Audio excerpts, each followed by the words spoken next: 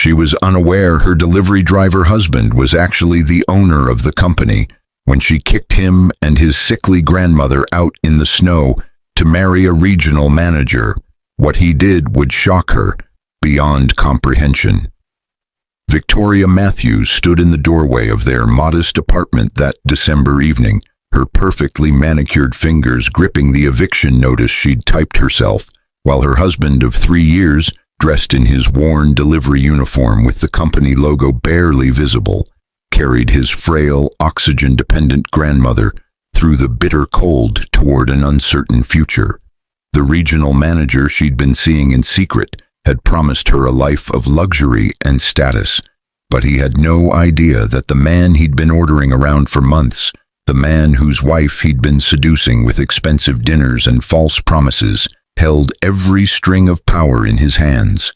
As snowflakes gathered on the shoulders of the grandmother's thin shawl, and the delivery driver loaded her portable oxygen tank into their decade-old sedan, Victoria smiled at her reflection in the window, completely oblivious to the empire she was about to lose access to forever. What would happen when the regional manager discovered the truth about who he'd been humiliating? How would Victoria react when the delivery driver revealed his true identity at the company's annual board meeting? Could the sickly grandmother survive the freezing night that her own granddaughter-in-law had forced upon her? And what shocking move would the husband make that would transform Victoria's carefully planned betrayal into her most devastating nightmare? The wind cut through the Chicago streets like frozen knives, but Victoria Matthews barely noticed as she watched the taillights of the battered Honda disappear into the swirling snow. Her soon-to-be ex-husband, James Richardson, had finally left, taking his burden of a grandmother with him, and Victoria felt nothing except relief mixed with anticipation for the new life waiting just around the corner. She closed the apartment door and leaned against it, exhaling slowly. The reflection in the hallway mirror showed a woman of 32, attractive by conventional standards, but with eyes that had grown harder over the past year. Those eyes had seen too many delivery uniforms, too many late nights when James came home smelling of cardboard and diesel fuel, too many conversations about building their future that never seemed to materialize into anything substantial. But that was about to change. Victoria's phone buzzed in her pocket. The text from Derek Morrison, regional manager of Quickship Logistics, made her smile. "Is it done? Can I come over now?" She typed back quickly. "Give me 20 minutes. Want everything perfect for you." What Victoria didn't know, what she couldn't possibly have known, was that Derek Morrison was about to have the worst night of his professional life, but not for any reason he could currently imagine. The regional manager position he held so proudly, the one that had allowed him to seduce a delivery driver's wife with promises of luxury and advancement, was about to become utterly meaningless in ways that would redefine his understanding of hierarchy and power. James Richardson had met Victoria at a corporate charity event, though she'd assumed he was there as a donor rather than as the anonymous benefactor who'd funded the entire evening. He'd been wearing a simple suit, expensive but understated, and when she'd asked what he did for a living, he'd simply said, "I work in logistics." It wasn't technically a lie, but it wasn't the whole truth either.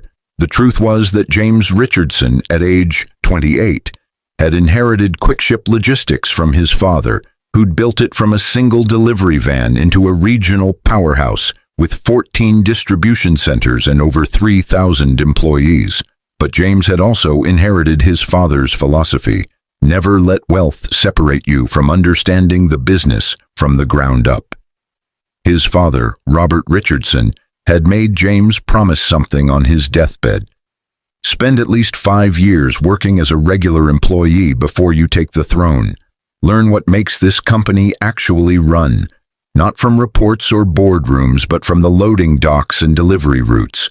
Promise me. James had promised, but he'd modified the plan slightly. He'd spent 2 years working his way through various positions in the company: warehouse associate, dispatcher, route supervisor, all while the board of directors and senior management knew his true identity. But then he'd met Victoria, and something had shifted in his approach. He'd fallen genuinely in love with her warmth, her ambition, her drive to create a better life.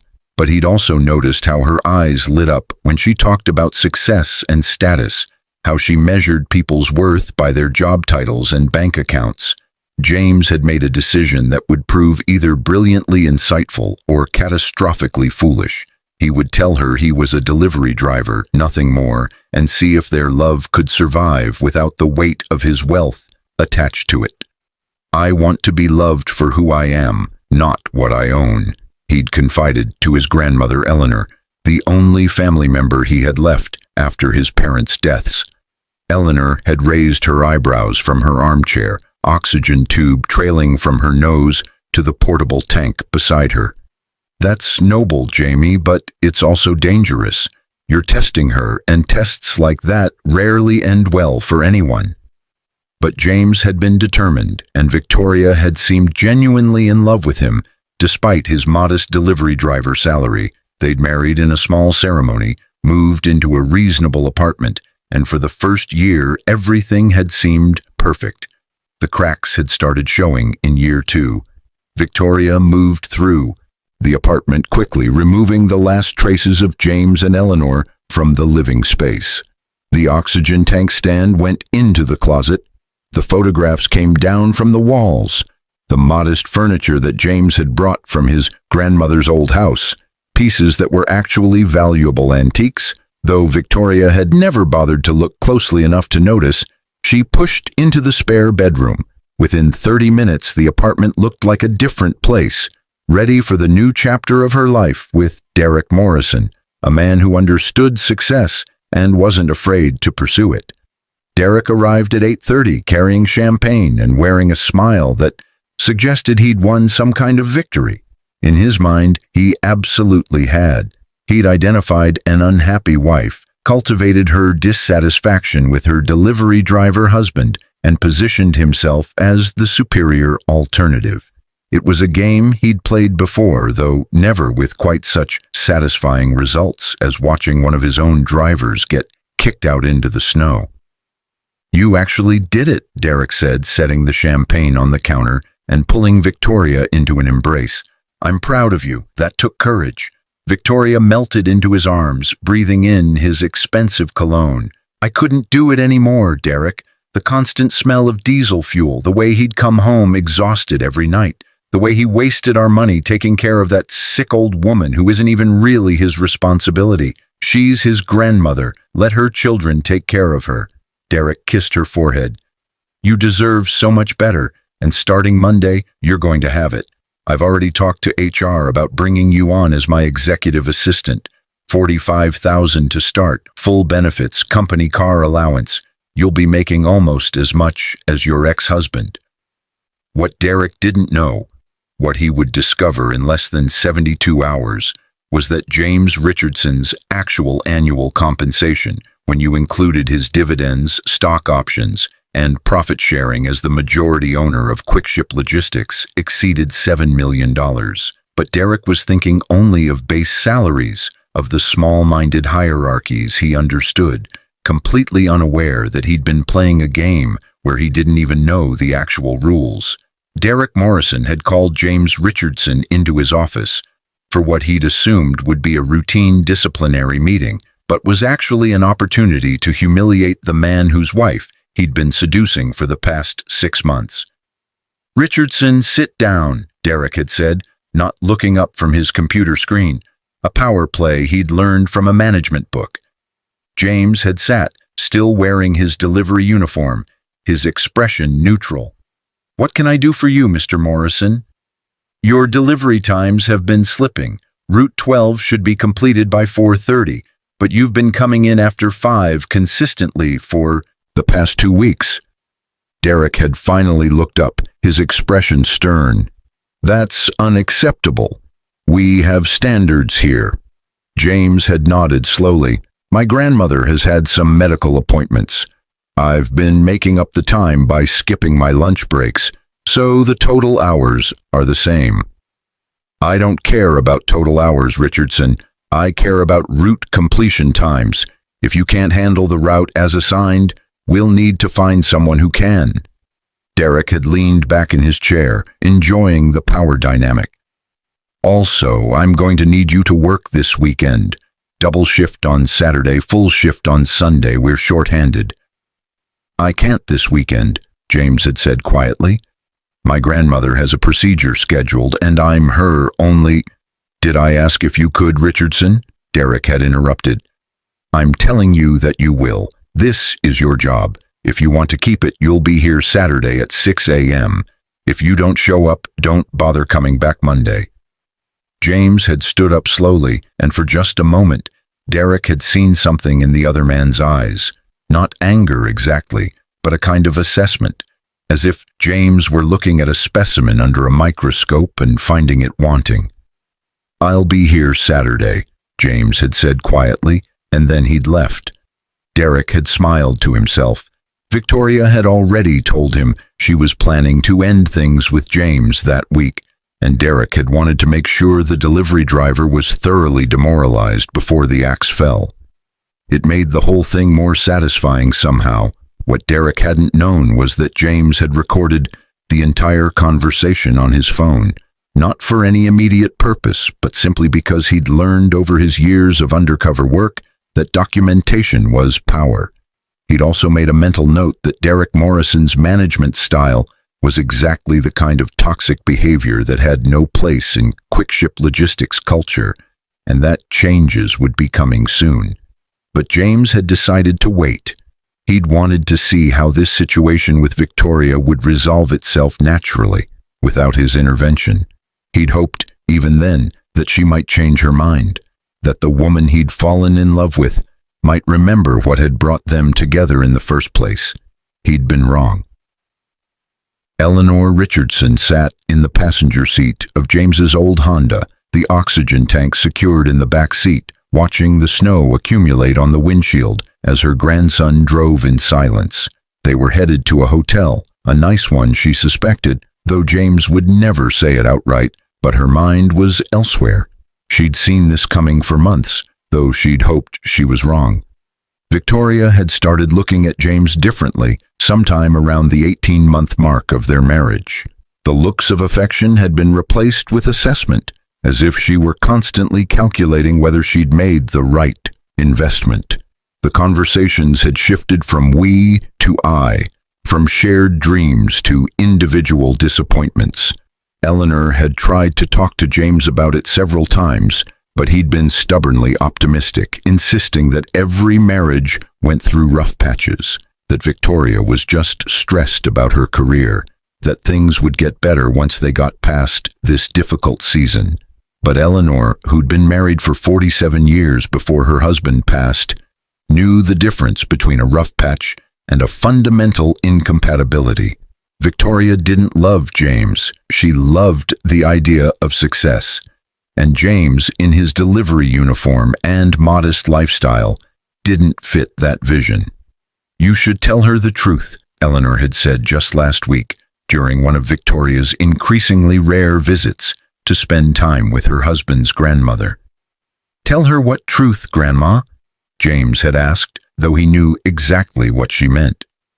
About who you really are, about what you really own, about the fact that Derek Morrison works for you, not the other way around. James had shaken his head. If I tell her now, after 3 years, she'll never forgive me for the deception, and if she suddenly becomes loving again after finding out about the money, I'll know it was never real to begin with. Eleanor had patted his hand. Sometimes, Jamie, you're too much like your father, too principled for your own good, but I suppose that's better than the alternative. Now, sitting in the car as snow piled up on the hood, Eleanor wondered what would come next. James had always been brilliant at playing the long game. It was how he'd built QuickShip's market share by 17% during his undercover years, implementing ideas that the board kept approving without knowing their source.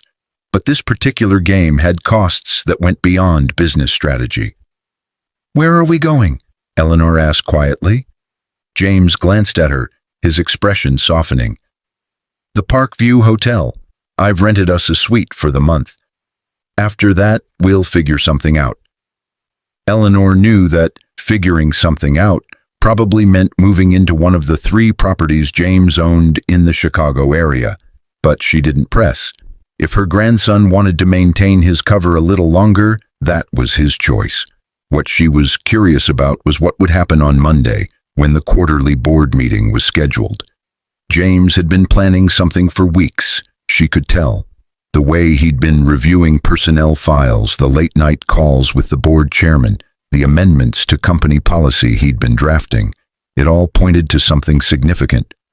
"You're going to reveal yourself on Monday, aren't you?" Eleanor asked. James was quiet for a long moment. "I've been anonymous long enough. It's time to actually run the company instead of just influencing it from the shadows. And there are some changes that need to be made, particularly in regional management." Eleanor smiled slightly. "Derek Morrison is about to have a very bad week." "Derek Morrison is about to have a very different career," James corrected. "But yes." Despite everything that had happened in his personal life, James Richardson showed up for his shift at 6 a.m. on Saturday, just as Derek Morrison had demanded. But he didn't come alone. Martin Chen, chairman of Quickship Logistics Board of Directors, accompanied him, along with 2 other board members and the company's chief operating officer. They weren't dressed for a distribution center, they wore business suits and carried tablets, but they moved through the facility with the confidence of people who belonged there. Derek Morrison arrived at 6:30, coffee in hand, and stopped dead when he saw the group of executives standing near the loading dock. His first thought was panic. Had he screwed something up? Were they here because of some complaint? His second thought was confusion. Why was Richardson there with them? "Mr. Morrison," Martin Chen said, extending his hand, "I'm glad you could join us. We're conducting some surprise inspections today at several facilities. This is the first stop." Derek shook hands, his mind racing. "Of course, Mr. Chen. Welcome. Is there anything specific you're looking for?" "We're evaluating management practices," the COO said smoothly. "Employee satisfaction, operational efficiency, adherence to company culture and values, standard quarterly review procedures." What Derek didn't know was that there were no standard quarterly review procedures that involved surprise Saturday inspections. This was entirely about him and about gathering documentation for what was coming on Monday. James, still in his delivery uniform, stood slightly behind the executives, watching Derek's face. For 3 years, he'd observed his regional manager from the bottom of the hierarchy, noting every shortcut, every corner cut, every instance of favoritism or intimidation. He'd documented it all meticulously, not out of any desire for revenge, but because he genuinely believed that good leadership mattered, and Derek Morrison was not a good leader. "Richardson," Derek said, noticing James for the first time. "You're late. I said 6 a.m. James checked his watch. "It's 6:32, Mr. Morrison. You arrived at 6:30. I've been here since 5:45, actually, helping unload the overnight shipment." Derek's jaw tightened. Having this particular employee contradict him in front of executives was exactly the kind of insubordination he would normally punish, but he couldn't do that with the board chairman standing right there. "We'll discuss your attitude later," Derek said tersely. Martin Chen raised an eyebrow. "Actually, Mr. Morrison, I'd like to discuss your management approach now. You have a few minutes to chat in your office." What followed was an hour-long interview that Derek would later describe as the most uncomfortable experience of his professional life. The board members asked pointed questions about his leadership philosophy, his approach to work-life balance for his employees, his thoughts on treating people with dignity and respect. Derek gave what he thought were good answers, the kind of corporate speak that usually satisfied executives, but he could tell from their expressions that something was off. They knew something he didn't, but Derek couldn't figure out what it was. When they finally left his office, Derek immediately called Victoria. "Something's going on," he said. "The board just showed up for a surprise inspection, and they were asking really weird questions. I think somebody might have filed a complaint about me." Victoria, still glowing from her first night in the apartment, without James and his grandmother, wasn't particularly concerned. "You're a great manager, Derek. I'm sure it's just routine. Don't worry about it." But Derek was worried, and his worry would prove entirely justified. Victoria Matthews stood in front of her closet, selecting the perfect outfit for her first day as Derek Morrison's executive assistant. She'd chosen a sophisticated navy suit that Derek had complimented when they'd gone shopping together the previous week, paired with modest heels and understated jewelry. She was finally going to be someone important, or at least adjacent to someone important. Executive assistant to a regional manager might not sound impressive to some people, but to Victoria it represented everything she'd wanted: access to corporate culture, proximity to decision-makers, a career path that led upward instead of nowhere. James had never understood her ambitions. He'd been content to stay a delivery driver forever, apparently, living in their modest apartment, spending their money on his grandmother's medical expenses instead of on the life Victoria had dreamed of. Well, that chapter was over now. Her phone buzzed. Derek sending her the details for Monday morning. "Meet me at headquarters at 8:30 a.m. We're attending the quarterly board meeting as observers before we start your onboarding. Great networking opportunity for you." Victoria's heart raced. A board meeting on her first day? That was even better than she'd hoped. She'd get to see how the real power players operated, make connections, show them she was someone worth remembering. She texted back, "Perfect, can't wait." What Victoria didn't realize was that Derek's invitation was not optional, and it wasn't really about networking. The board had specifically requested that Derek Morrison attend Monday's meeting with any relevant guests, a phrase Derek had interpreted as an opportunity to show off his new executive assistant. But the board's actual meaning was quite different. They wanted Victoria Matthews there so she could witness what was about to happen to her new boyfriend and, by extension, to her carefully constructed plans for the future. James Richardson woke up at 5:30 in the Parkview Hotel suite, made coffee and checked on his grandmother. Eleanor was already awake, reading on her tablet, the oxygen tube running to her nose, as it always did. "Big day," she said without looking up. "Yes," James agreed. "Are you nervous?" He considered the question. "No. Relieved, maybe. It'll be good to stop pretending." Eleanor set down her tablet and looked at her grandson. "You know this is going to devastate her, don't you? Victoria, I mean. Whatever feelings she has for Derek Morrison, finding out the truth this way is going to be brutal." James poured himself coffee and sat down in the chair across from his grandmother. "She made her choice, Grandma. I gave her 3 years to love me for who I am, not what I have. She chose differently." "And Derek Morrison? What happens to him?" "He gets reassigned," James said simply. "We're moving him to a position where his management style can't hurt people anymore. Probably some kind of project coordination role with no direct reports. He's not without skills. He's good at logistics planning, actually. He's just terrible at treating human beings like they matter." Eleanor nodded slowly. "And the company? This reveal is going to send shockwaves through the whole organization." "That's the point," James said. "For 3 years, I've been learning everything about how QuickShip actually operates from the ground level. I've seen what works and what doesn't, who the real leaders are and who's just coasting on their position. Now it's time to use that knowledge to make the company better." He checked his watch. "I need to go. The meeting starts at 9 and I want to be there early."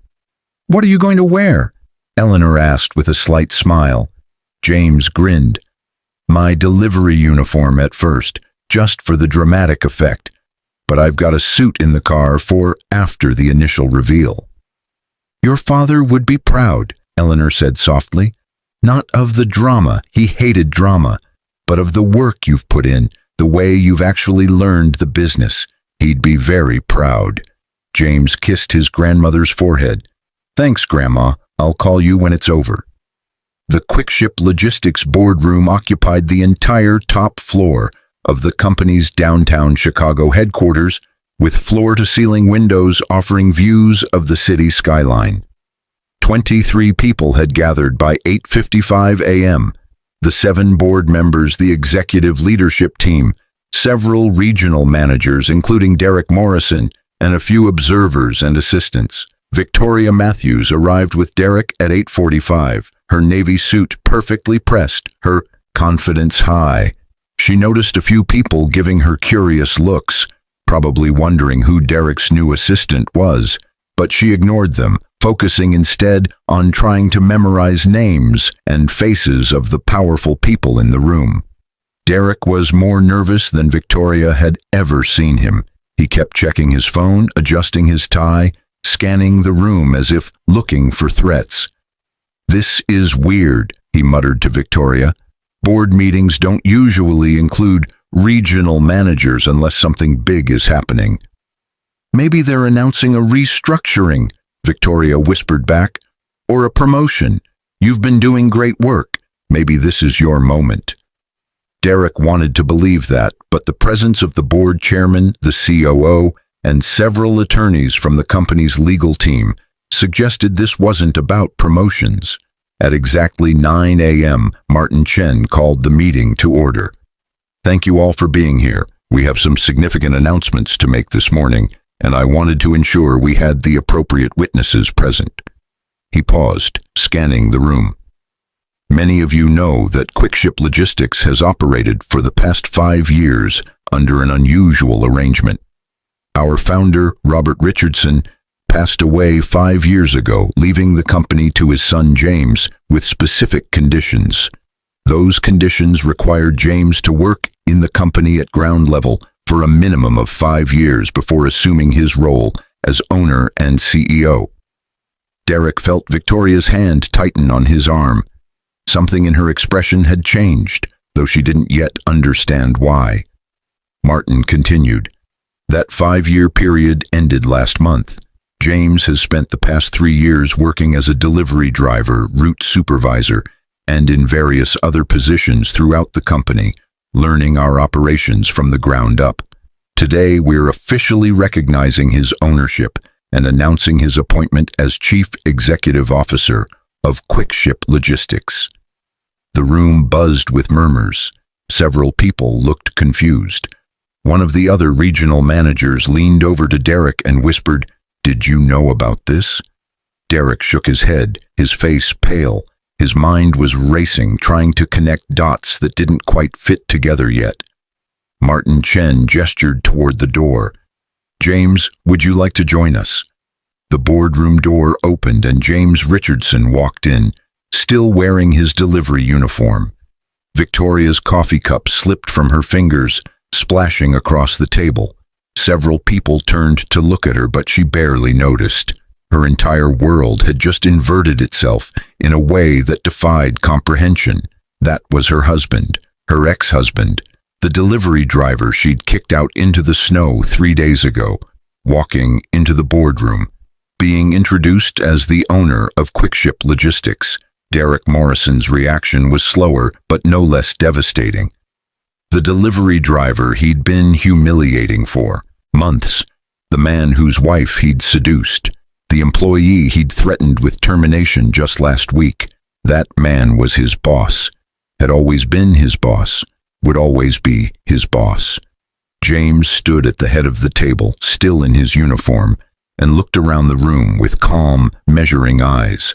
When his gaze landed on Victoria and Derek, sitting together in observers' chairs against the wall, he paused for just a moment. Victoria saw something in his expression, not anger exactly, but a deep sadness mixed with resignation. "Thank you, Martin," James said, his voice steady.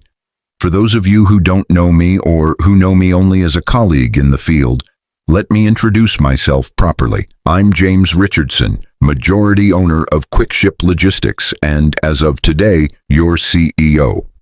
He clicked a remote and a presentation appeared on the large screen behind him. Over the past 3 years, I've worked alongside many of you. I've loaded trucks at 3 a.m., driven routes in blizzards, helped customers track lost packages, and cleaned bathrooms at distribution centers. I've done this not as some kind of reality TV stunt, but because I genuinely wanted to understand how this company operates from every perspective. The presentation showed charts and graphs, operational efficiency improvements, employee satisfaction scores, customer retention rates. What I've learned, James continued, is that QuickShip is a good company with great employees and strong fundamentals, but we have some serious cultural issues that need to be addressed. He clicked to a new slide showing organizational charts. Specifically, we have managers who treat their positions as opportunities for power rather than service. We have leaders who measure their success by how many people they control rather than how many people they help develop. And we have systems that allow talented employees to be overlooked while politically savvy but ineffective managers advance. Derek Morrison felt every eye in the room land on him, even though James hadn't named anyone specifically. Starting today, we're implementing some changes, James said. First, we're restructuring regional management to emphasize servant leadership and employee development. Managers will be evaluated not just on operational metrics, but on employee satisfaction, retention, and growth. He clicked again, and Derek's name appeared on the screen under Management Reassignments. Derek Morrison, currently regional manager for the Central District, will be transitioning to a new role as Senior Logistics Coordinator for Special Projects. This is a lateral move in terms of compensation, but it removes direct reports and focuses on Derek's considerable strengths in planning and coordination rather than personnel management. The room was silent. Everyone understood what had just happened. Derek Morrison had been demoted in all but name, stripped of his power and authority in front of the entire company leadership. Victoria's face had gone completely white. She wasn't stupid. She could see the connections now, understand the full scope of what she'd done. She'd left the owner of the company for a regional manager who was about to be reassigned. She'd kicked out the man who could have given her everything she wanted because he'd chosen to work honestly instead of leveraging his position. But the true weight of her mistake hadn't fully hit her yet. That would come later. James continued his presentation, detailing other organizational changes, new policies, and strategic initiatives.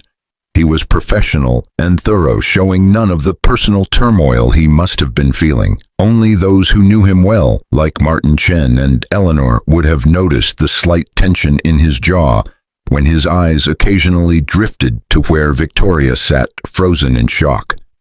After about 40 minutes, James reached the end of his formal presentation.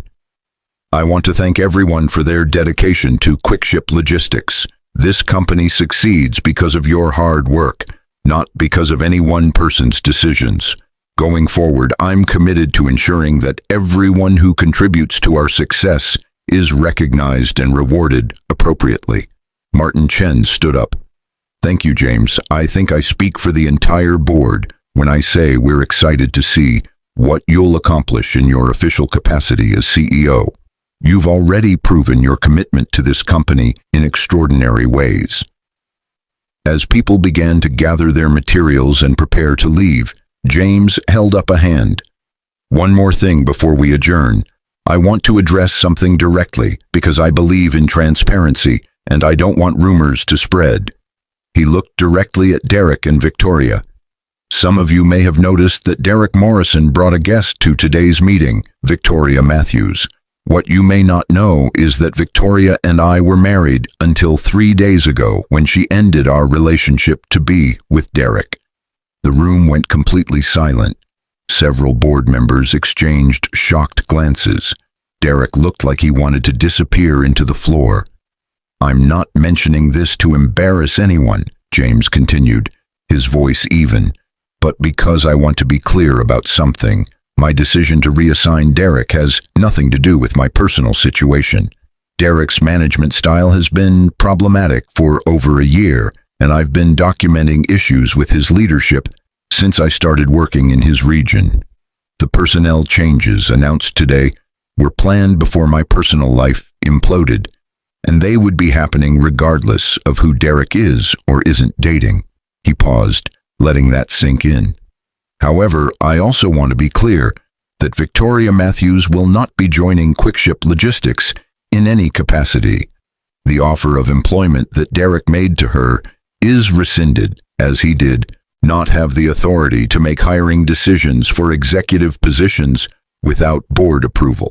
Victoria, I apologize for any inconvenience this causes you, but I'm sure you understand that given our personal history, it would be inappropriate for you to work here. Victoria finally found her voice, though it came out as barely more than a whisper. James, We can discuss the divorce paperwork separately, James said, cutting her off gently but firmly. This isn't the appropriate venue. My attorney will be in touch. He turned back to the room. If there are no other questions, we're adjourned. Department heads, please stay for a brief follow-up meeting. Everyone else, thank you for your time. As people began filing out, Derek sat frozen in his chair. His career wasn't over. The new position James had assigned him was actually a pretty good role for someone who didn't want management responsibilities, but his pride was shattered. He'd been playing power games with the owner of the company, seducing the owner's wife, and he'd been too blind and arrogant to see the truth even when it was right in front of him. Victoria remained seated as well, though for different reasons. Her mind was replaying the past 3 years like a horror movie, seeing every moment through a new lens. Every time James had worked a double shift without complaint, he'd been choosing to understand his employees' lives rather than exploiting his power. Every time he'd brought home his modest paycheck, he'd been testing whether she could love him without wealth. Every time she'd complained about their financial situation, she'd been failing a test she didn't know she was taking, and now she'd failed definitively. Victoria caught up with James in the parking garage 40 minutes later after the department head meeting had concluded. He was walking to his car, not the old Honda he'd been driving, she noticed, but a sleek Tesla Model S that had probably been waiting in reserved parking this whole time.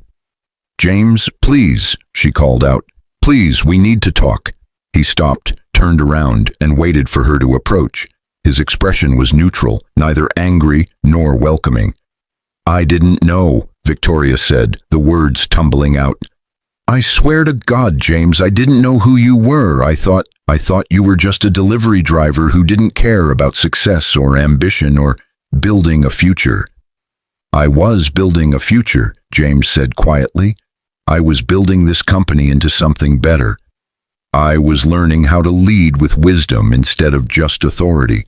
I was investing in employees and systems and culture. I was building something real, Victoria. You just couldn't see it because it didn't look like what you thought success should look like. Victoria felt tears streaming down her face.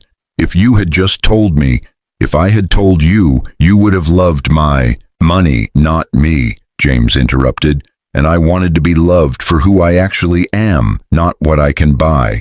That's not an unreasonable thing to want from a spouse. I did love you, Victoria insisted. In the beginning, I really did. Maybe, James acknowledged, but you stopped. And you stopped because I wasn't successful enough for you, or at least I didn't look successful enough. The man you kicked out 3 days ago was exactly the same man you married 3 years ago, Victoria. The only thing that changed was your patience with who you thought I was. Victoria wiped at her tears, mascara running down her face. What about Derek? Did you plan that? Did you somehow engineer him into my life just to test me? James actually laughed, though there was no humor in it. You give me too much credit for manipulation. Derek Morrison is exactly what he appears to be, a mediocre manager with an inflated ego and a pattern of inappropriate behavior with subordinates partners. You're not the first, Victoria. There were 2 complaints filed against him in the past year for similar conduct. I was going to reassign him regardless of whether you'd gotten involved with him." That revelation hit Victoria like a physical blow. "There were others?" "You're the first one who actually left her husband for him, as far as I know," James said. "But yes, Derek has a pattern. He identifies unhappy women married to men under his supervision, and he uses his position to seduce them. It's a power thing for him. The board and I have been building a case for months." Victoria felt sick. She'd thought Derek genuinely cared about her, that their connection was real, that he saw something special in her that James had missed. But she'd just been another conquest, another notch in Derek Morrison's belt, another example of his need to dominate. "I've made a terrible mistake," Victoria whispered. "Yes," James agreed, "but we all make mistakes. The question is what we learn from them." He unlocked his car. "My lawyer will send you divorce papers this week. The settlement will be generous. I'm not interested in punishing you financially. You'll get alimony for 3 years, enough to get yourself established. After that, you're on your own." "James, please," Victoria said desperately. "Can't we try again? Now that I know the truth, can't we?" "No," James said firmly, "because now I know the truth too.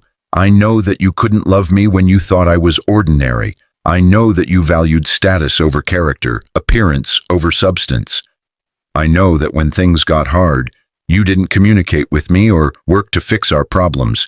You found someone else and kicked me out into the snow along with my dying grandmother." That last part landed with particular weight. Victoria had almost forgotten about Eleanor in the chaos of the morning's revelations. "How is Eleanor?"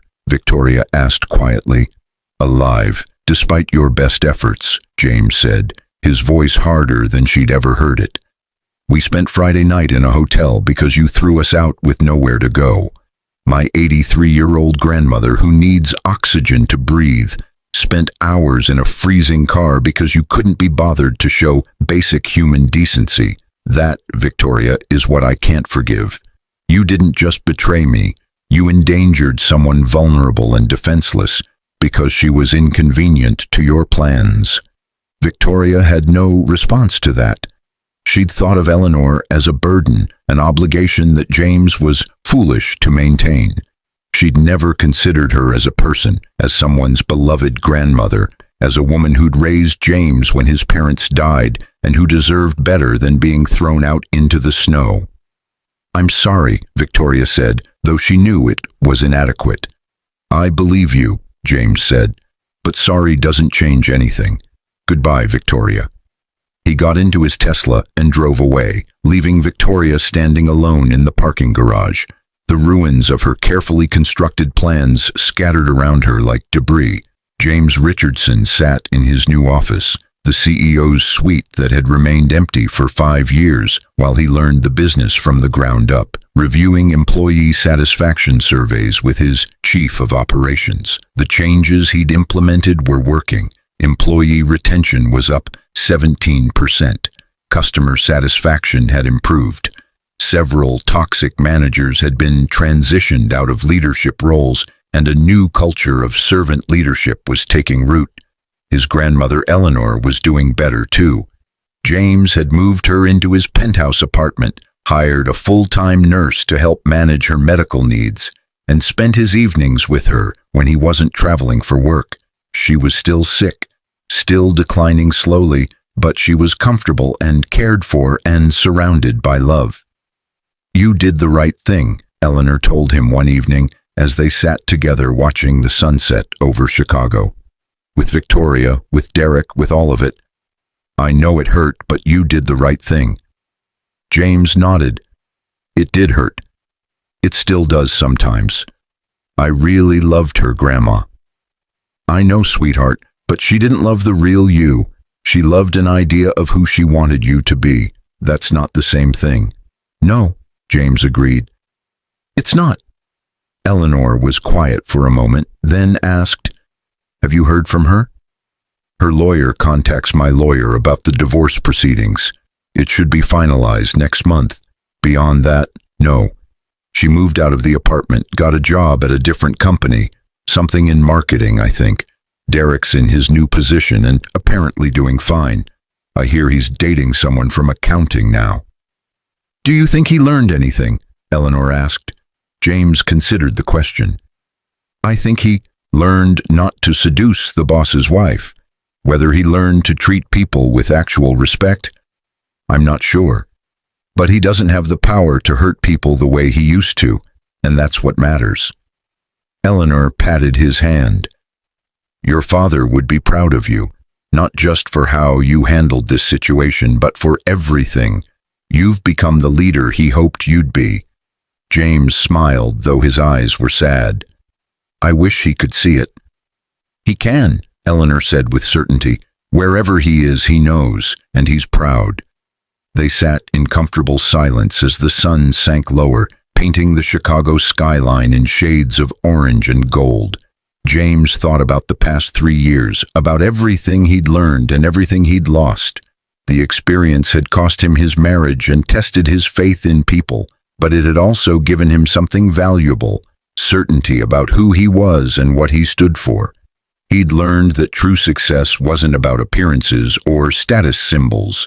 It wasn't about having power over people or measuring worth by job titles. True success was about building something meaningful, treating people with dignity and staying true to your values, even when it was difficult. Victoria had taught him that lesson, though not in the way either of them had intended. His phone buzzed with an email from Martin Chen. Board meeting next week. We need to discuss the expansion into the Pacific Northwest. Your strategy proposal was excellent. Let's make it happen. James smiled and typed back a quick response. This was his life now, building the company his father had started, creating opportunities for thousands of employees, making decisions that actually mattered.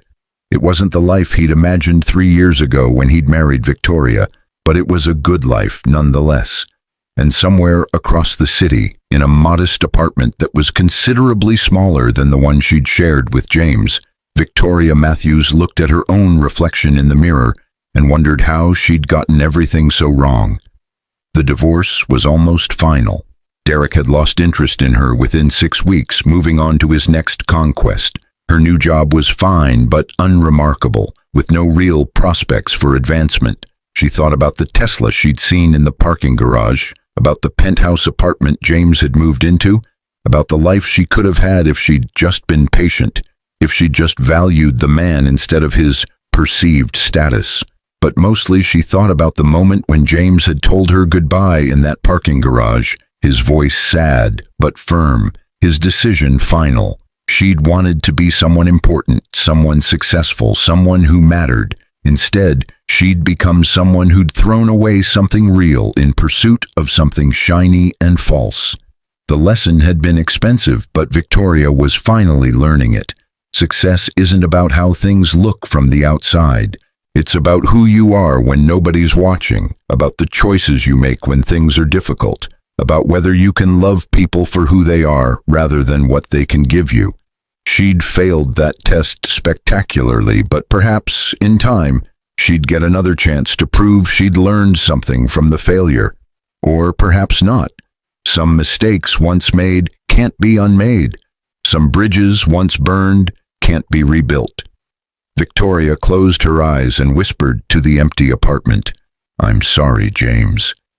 But James Richardson was miles away, sitting with his grandmother as the sun set over Chicago, building a company and a life that didn't include her anymore. And that perhaps was exactly what both of them needed. The Chicago Business Journal's annual 40 Under 40 Gala filled the grand ballroom of the Palmer House Hilton, with the city's most successful young professionals, venture capitalists, tech entrepreneurs, and corporate leaders. James Richardson stood near the floor-to-ceiling windows, champagne flute in hand, looking out at the city lights but not really seeing them. He'd been named to the list. Inevitable, really, given Quickship Logistics' explosive growth under his public leadership. But the recognition felt hollow somehow. The company had expanded into 17 new markets, Employee satisfaction scores were at an all-time high, and revenue had increased by 43% in just 2 years. By every objective measure, he was succeeding beyond even his father's ambitious expectations. But success, he'd learned, didn't fill the empty spaces in your life. Mr. Richardson, a voice pulled him from his thoughts. He turned to find a young woman in an elegant black dress, her dark hair pulled back in a simple but sophisticated style. She looked vaguely familiar, though he couldn't immediately place her. "I'm sorry to interrupt," she continued, offering a hesitant smile. "I'm Rachel Okonkwo. I work in your Southeast Distribution Center. Well, I used to. I was just promoted to Assistant Operations Manager for the region." James's face brightened with genuine warmth. "Rachel, of course. You were the one who redesigned the package sorting workflow that saved us 20 minutes per shift. That was brilliant work. Congratulations on the promotion." Rachel's surprise was evident. "You remember that? I mean, you remember me?" "I remember everyone who makes QuickShip better," James said simply. "That's not corporate speak. I actually mean it. Your innovation is being rolled out across all our facilities now. You've probably saved the company millions in labor costs and reduced employee fatigue significantly. That matters." They talked for several minutes about Rachel's new role, her ideas for further improvements, her goals for the future. James found himself relaxing into the conversation in a way he rarely did at these networking events. Rachel was genuine, passionate about her work, unimpressed by titles and status. She reminded him in some ways of who he'd hoped Victoria might be. When their conversation eventually wound down, Rachel hesitated before speaking again. "Mr. Richardson, I heard about what happened with your wife. I mean, your ex-wife. I'm sorry. That must have been difficult." James was quiet for a moment. "You worked in Derek Morrison's region, didn't you?" Rachel nodded. "I did, and I saw how he operated. Several of us tried to report his behavior, but it never seemed to go anywhere until you dealt with it yourself." "I'm sorry you experienced that," James said sincerely. "The system should have protected you better. We've made changes since then. Anonymous reporting channels, third-party investigators, zero-tolerance policies. It shouldn't have taken the owner getting personally involved for someone like Derek to face consequences." "Those changes have made a real difference," Rachel said. "The new regional manager, Sarah Chen, is incredible. She actually listens to us, values our input, treats us like human beings instead of resources to be managed. The whole culture in our region has transformed." They were interrupted by the evening's master of ceremonies announcing that dinner would be served shortly, but Rachel touched James's arm gently before leaving. "Thank you for what you did. Not just with Derek Morrison, but with everything. A lot of us were ready to quit before you took over publicly.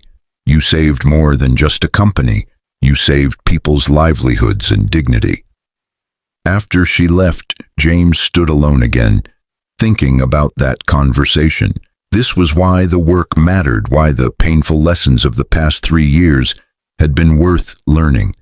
Real leadership wasn't about power or status or having people fear you.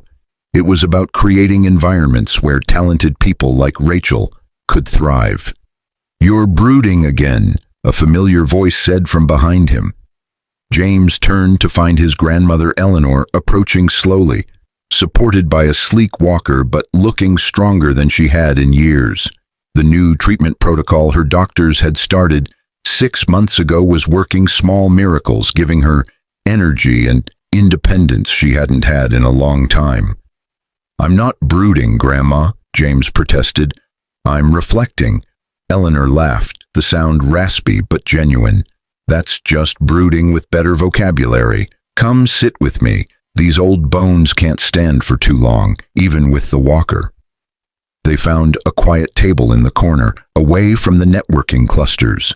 Eleanor studied her grandson's face with the knowing eyes of someone who'd watched him grow from infant to man. "You're thinking about her," Eleanor said. It wasn't a question.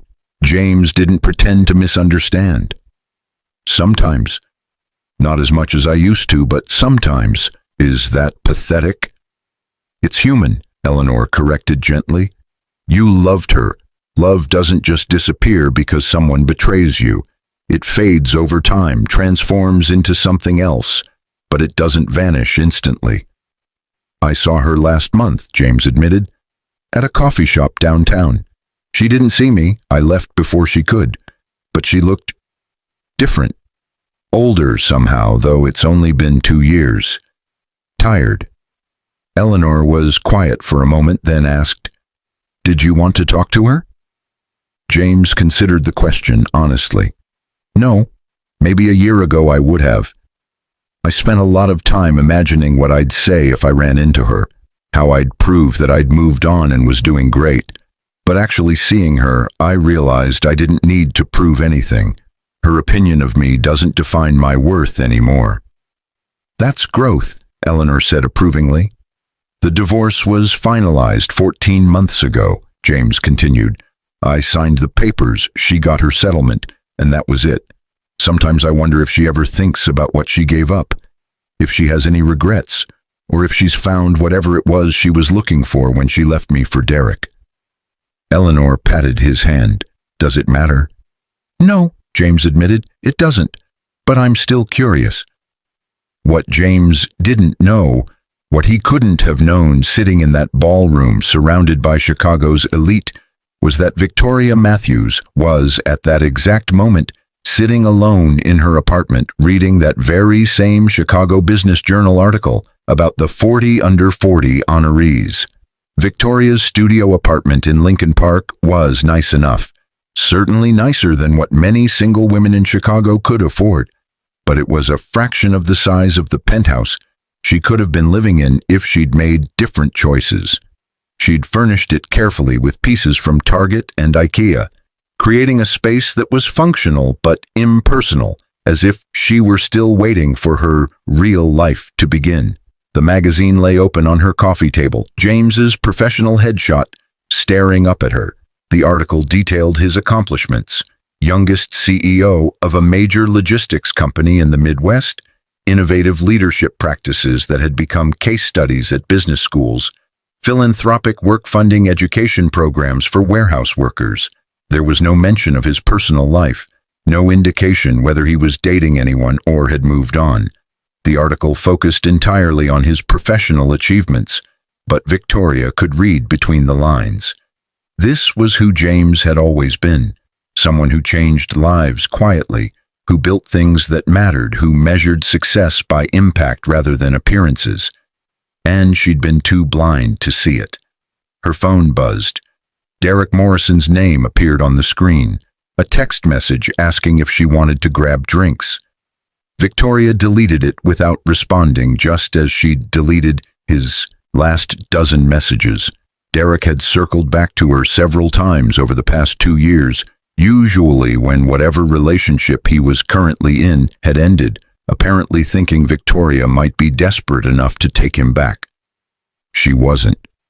Derek had been reassigned again 6 months ago, not fired exactly, but moved to an even less influential position after his pattern of inappropriate behavior had continued in his new role. Last she'd heard, he was working in vendor management, a solitary position with no direct reports and no opportunity to leverage power over vulnerable people. Victoria felt nothing for Derek now except a vague disgust at her own judgment. What had she seen in him? The confidence, she supposed, the apparent success, the way he'd made her feel special, chosen, important. But it had all been hollow, a performance designed to feed his ego rather than build anything real. She looked again at James's picture in the magazine. In the photo, he was smiling, not the forced corporate smile she'd seen in so many executive headshots, but a genuine expression of warmth. The article mentioned that he'd been photographed at a quick-ship facility with employees, that he still spent at least 1 day a week working alongside warehouse staff and delivery drivers. Of course he did. That was who James was. Victoria's laptop sat open beside the magazine, her LinkedIn profile displayed on the screen. She'd been updating it, preparing to apply for a new position at a marketing firm that promised better advancement opportunities. The work was fine, the pay was adequate, but she was still chasing something she couldn't quite name, still looking for validation through job titles and career progression. She was starting to suspect that what she was really looking for couldn't be found in any job description. Her phone rang, not Derek this time, but her sister Michelle calling from Portland. "Hey," Victoria answered, grateful for the distraction. "Hey yourself," Michelle said cheerfully. "I was just thinking about you. How are you doing?" "I'm okay," Victoria said automatically, then corrected herself. "Actually, I'm not sure. I'm looking at an article about James in the Business Journal, and I'm having feelings about it." Michelle was quiet for a moment. She'd been Victoria's chief supporter through the divorce, flying in from Portland to help her move into the studio apartment, listening to hours of tearful confessions about everything Victoria had thrown away. "What kind of feelings?" Michelle asked carefully. "Regret, mostly," Victoria admitted. "Not just about losing him, but about who I was when I made that choice. I keep thinking about how I valued all the wrong things, how I mistook Derek's arrogance for confidence and James's humility for weakness, how I literally kicked out a sick old woman into the snow because she was inconvenient to my plans."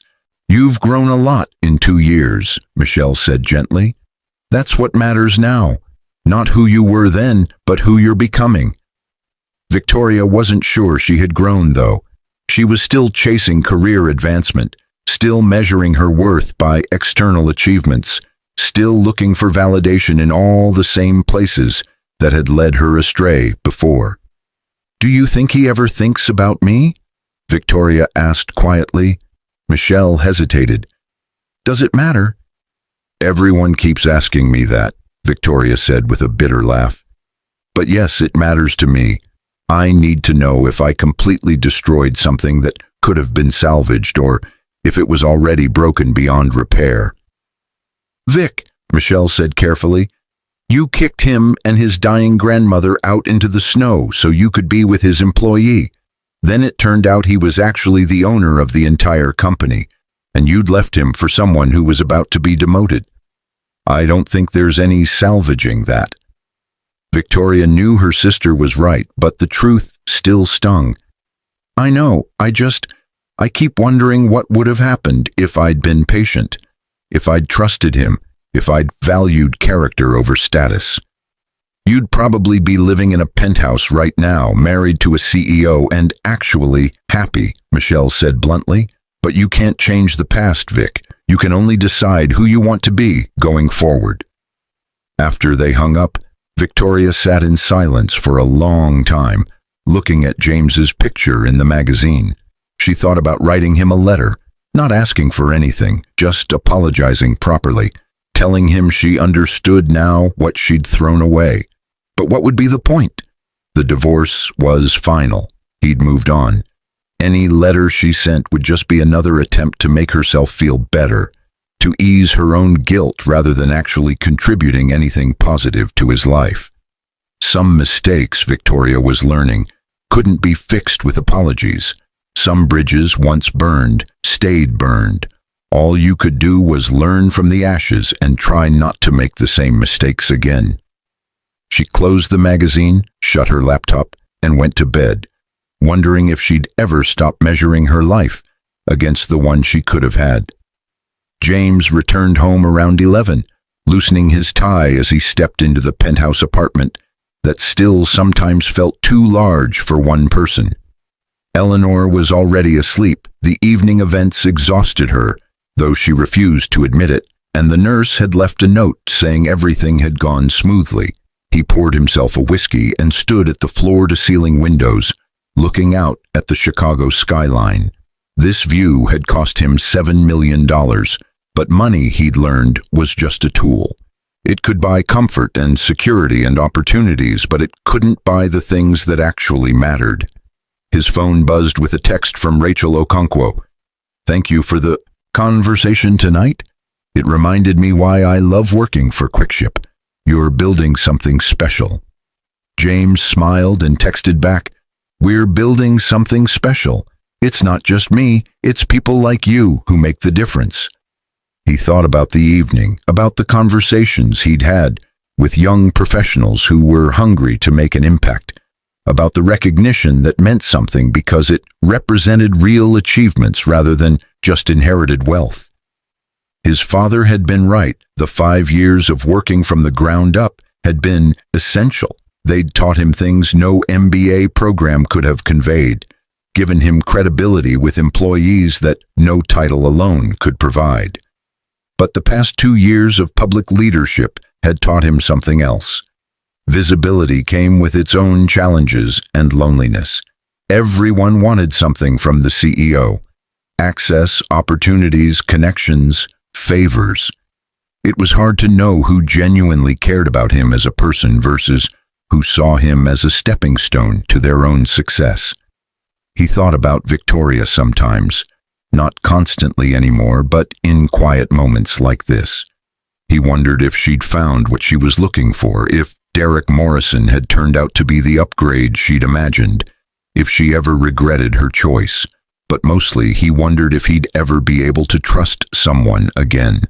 The betrayal had cut deep, not just because Victoria had left him, but because of how thoroughly he'd been deceived. He'd given her 3 years to prove that love could exist without money, and she'd failed so spectacularly that it had shaken his faith in his own judgment. His phone buzzed again. Martin Chen, the board chairman. "Excellent showing tonight, James. The board is thrilled with your leadership.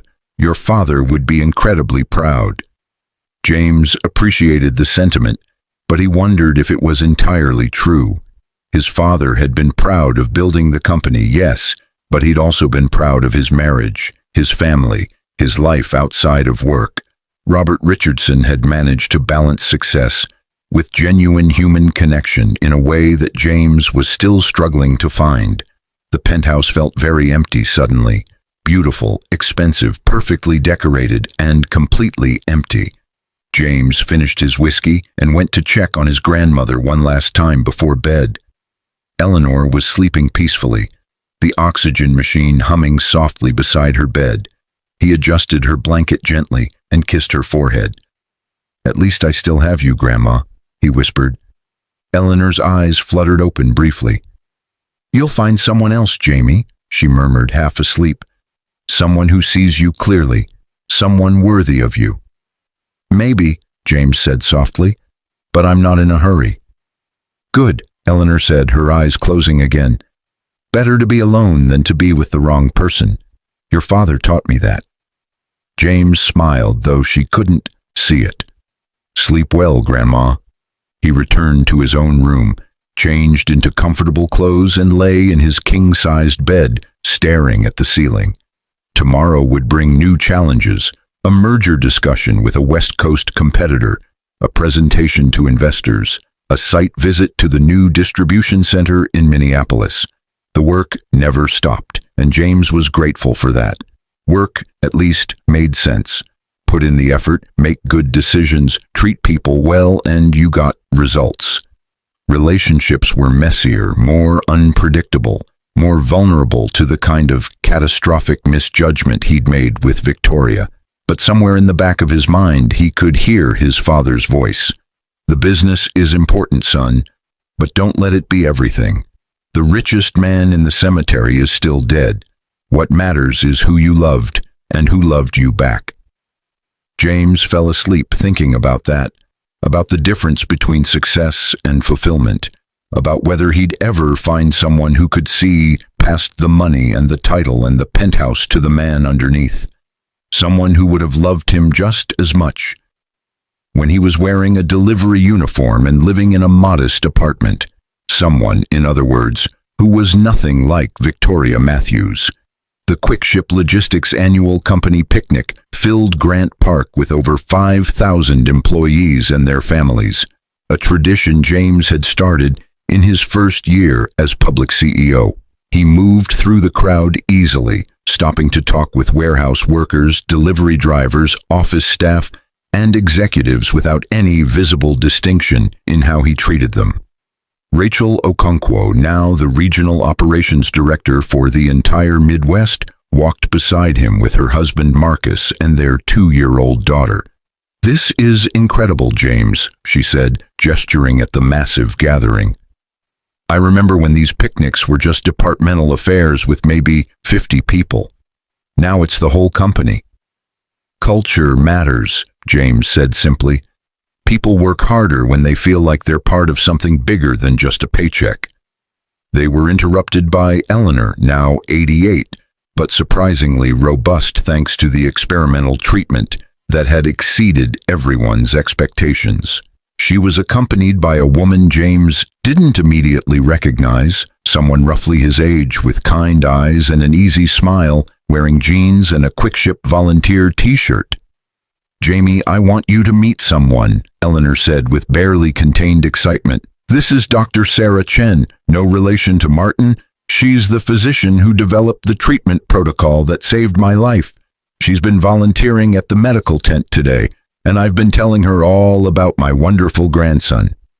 James shot his grandmother a look that clearly said, "What are you doing?" but extended his hand politely.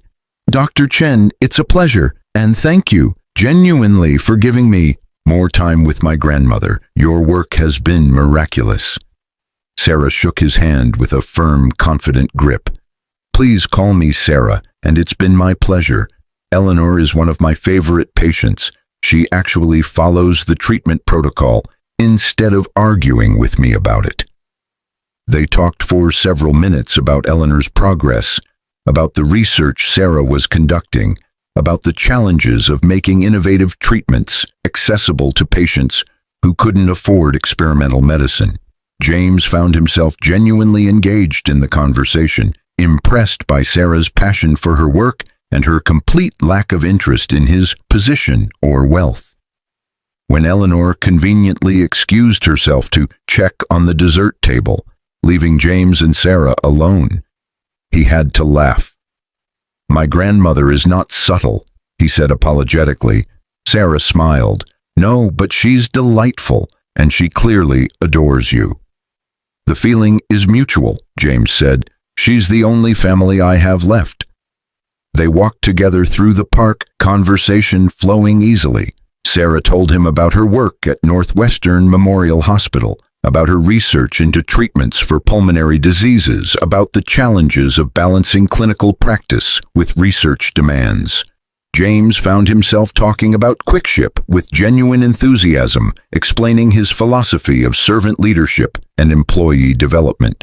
What struck him most was that Sarah never once asked about his wealth, his properties, his net worth, or his success. She was interested in his ideas, his values, his approach to leading people, the substance rather than the symbols. After about an hour, Sarah checked her watch.